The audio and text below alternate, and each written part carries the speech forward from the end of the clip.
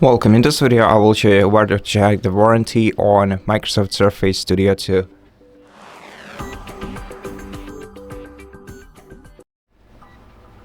So, to check the warranty, you have to open the Start menu and search for the Surface application that has to be pre-installed on your laptop.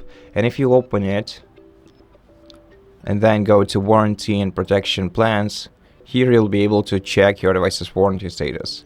If you see that your warranty is being updated, you have to make sure that your device is updated to the latest version, which you can do by going to Settings, Windows Update, and downloading all the essential updates in this place. And that's it. Thank you for watching this video. If it helped you, please consider subscribing to our channel, leave us a like and a comment below, and I'll see you in the next one.